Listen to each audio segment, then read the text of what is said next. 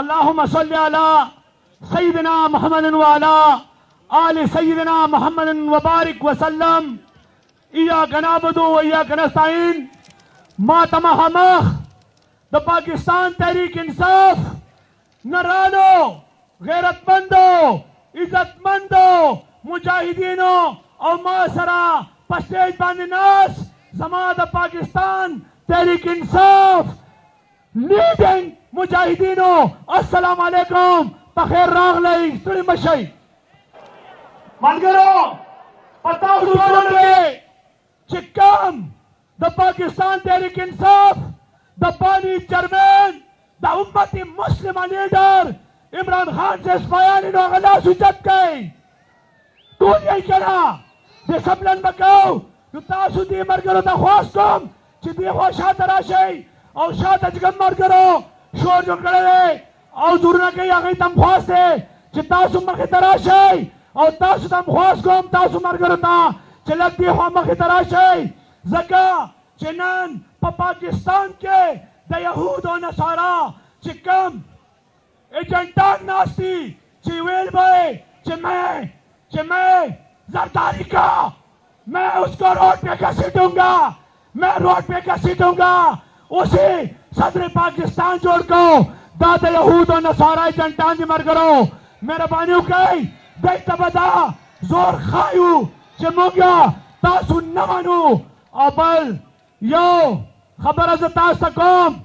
دا د میډیا وروڼه هم ناست دي دا ریکارډ باندې راولئ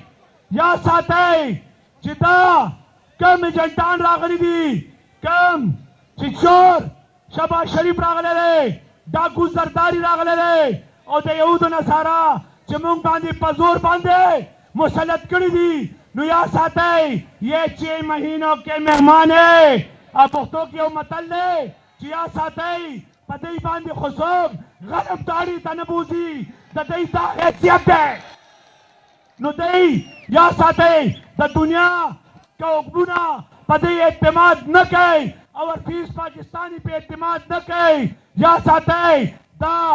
مسلط کول دا د یهود او نصارا یو سازش دی چې د ملک ته نقصان ورسي خو یا ساتئ چې د امت مسلمه لیډر زما قائد عمران خان صاحب ژوندی وي او زمونږ دا شان مشران او داسې مجاهدین نو د دوی پلار هم پاکستان ته نقصان نشي رسولی انشاءالله تعالی عزتمندو ټول مرګرو ته خواست دی چې دا سیټ او دا بخول غواړي ځکه چې تاسو دا پنډال تیتر بهتر کړی دی مهرباني وکئ ټول دې خوا لاړ شئ تیار یې که نه زه یې خوا که نه زه به ځئ تیار یې عزتمندو نن زمونږ ډېره خوشقسمتي ده چې دلته زمونږ هغه لیډران راغلي دي چې هغوی به پارټۍ دپاره د ملک دپاره او عمران خان دپاره ډېر اذیتونه برداشت کړي دي زه د هغوی هم شکریه ادا کوم او د ټول پېښور د ملګرو ډېر هم شکریه ادا کوم چې تاسو دونه ګڼ تعداد سره راغلی خو یا ساتئ چې کم ظلمونه زما د پاکستان تحریک انصاف ورکر سره شوي دي د یو بدل بالو والله که یو پرېږدو یا ساتئ ملګرو په دې شعر باندې چې قدام یو قدار وي د خپل قوم حق به زه غواړم چې د خپل پاکستان تحریک انصاف ورکر دپاره مړ شم زما داسې جنازه لګي والسلام تھینک یو جی مهرباني